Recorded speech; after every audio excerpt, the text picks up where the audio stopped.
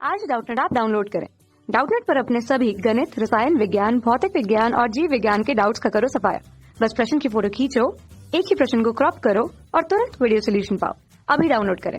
Hello दोस्तों, इस प्रश्न में दिए कि दो पदार्थों के नाम लिखिए जिनमें एक की चुंबकीय प्रवृत्ति धनात्मक तथा दूसरे की ऋणात्मक हो। ऋणात्मक चुंबकीय प्रवृत्ति क्या प्रदर्शित करती है?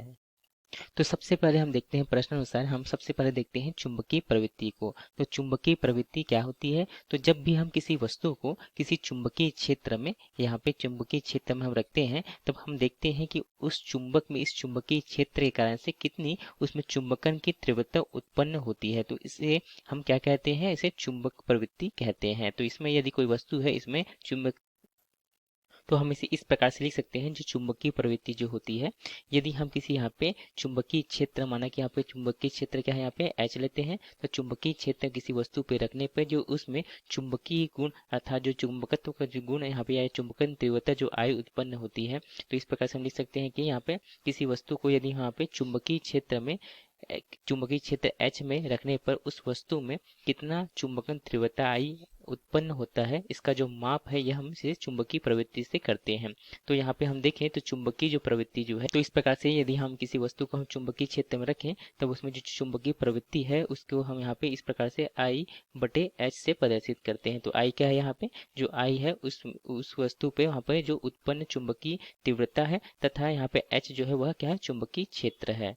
तो यहाँ पे यदि हम चुंबकीय प्रवृत्ति को देखें तो चुंबकीय प्रवृत्ति जो है दो प्रकार की होती है, एक होती है धनात्मक और दूसरी होती है ऋणात्मक। तो यदि हम यहाँ पे धनात्मक चुंबकीय प्रवृत्ति देखें, अर्थात यहाँ पे चुंबकीय प्रवृत्ति क्या होगा? यहाँ पे I/H का मान क्या होगा? यहाँ पे धनात्मक होगा। अर्थात यहाँ पे किसी वस्तु को हम चुंबकीय क्षेत्र में रखते हैं तो वह चुंबकीय क्षेत्र की दिशा में यदि चुंबकित हो जाता है तो उसे हम धनात्मक लेते हैं, तथा यह वह चुंबकीय क्षेत्र की विपरीत दिशा में अगर वहाँ पे चुंबकत्व ग्रहण करता है तो उसे हम ऋणात्मक लेते हैं। जैसे हमें अगर धनात्मक में हम देखना चाहें तो जो लौह चुंबकीय पदार्थ होते हैं उनकी जो चुंबकीय प्रवृत्ति होती है वह कैसे होती है? धनात्मक होती है। यदि हम किसी लौह चुंबकीय पदार्थ को किसी चुंबकीय क्षेत्र में रखते हैं तो यह प्रबल रूप से वह क्या हो जाता है? चुंबकित हो जाता है। क्या होता है? प्रबल रूप से।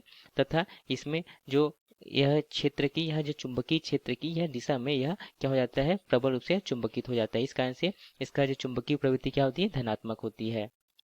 तथा यहाँ पे लौह चुंबकीय पदार्थ के यदि उदाहरण देखें, अर्थात जो जिसकी चुंबकीय प्रवृत्ति धनात्मक है, तो उसके उदाहरण है यहाँ पे, जो इसके उदाहरण है लोहा और कोबाल्ट, इसकी चुंबकीय प्रवृत्ति धनात्मक होती है। तथा यहाँ पे अब दूसरा हम देखिए अनुचुंबकीय पदार्थ। तो अनुचुंबकीय पदार्थ में हम देखते हैं तो यहाँ पे चुंबकीय क्षेत्र में रखते हैं तो इसमें क्षीण चुंबकत्व अर्थात बहुत अल्प मात्रा में चुंबकत्व ग्रहण करता है, तथा यह चुंबकीय क्षेत्र की दिशा में होता है। अर्थात तो इस प्रकार से इसका चुंबकीय प्रवृत्ति क्या होगा? यहाँ पे धनात्मक होगा। यदि हम इसको उदाहरण देखें तो इसके उदाहरण है मैग्नीज और एल्युमिनियम। तो चुंबकीय प्रवृत्ति जो धनात्मक है उसमें हम इसको उदाहरण क्या ले सकते हैं? मैग्नीज तथा एल्युमिनियम को भी ले सकते हैं।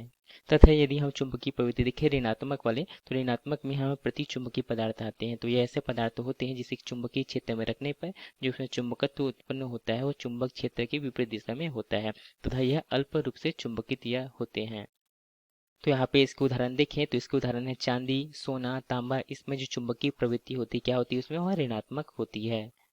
यहाँ पे प्रश्न में हमका पूछा गया था कि ऋणात्मक चुंबक प्रवृत्ति क्या होती है। तो ऋणात्मक चुंबक प्रवृत्ति क्या होगी? यहाँ पे इसके सूत्र से हम देखें तो यहाँ पे क्या होगी? यहाँ पे I/H। तो यहाँ पे जो I/H है वह क्या होगा? यहाँ पे ऋणात्मक होगा। तो अर्थ इसका अर्थ यह है कि जब किसी पदार्थ को हम चुंबकीय क्षेत्र में रखते हैं तो वह विपरीत दिशा में, यहाँ पे क्या होता है? विपरीत दिशा में वह थोड़ा सा यहाँ पे चुंबकत्व ग्रहण कर लेता है। तो इस प्रकार से जो प्रति चुंबकीय पदार्थ होते हैं वह यहाँ पे चुंबकीय क्षेत्र में रखते हैं तो वह विपरीत दिशा में वह चुंबकत्व का गुण धारण करते हैं। तो इस प्रकार से इसका जो जिसका चुंबकीय प्रवृत्ति क्या लिख सकते हैं? हम इसे ऋणात्मक लिख सकते हैं। तो इस प्रकार से हमने यहाँ पे देखा जो चुंबकीय प्रवृत्ति को, तथा यहाँ पे धनात्मक चुंबकीय प्रवृत्ति तथा ऋणात्मक चुंबकीय प्रवृत्ति को यहाँ पे समझा, तथा इसके उदाहरण हमने यहाँ पे देखा। धन्यवाद। कक्षा 6 से 12वीं से लेकर नीट, IIT, JEE वो एडवांस के लेवल तक 1 करोड़ से ज्यादा छात्रों का भरोसा। आज ही डाउनलोड करें डाउटनेट ऐप या व्हाट्सएप करें अपने सारे डाउट्स 8400 400 400 पर।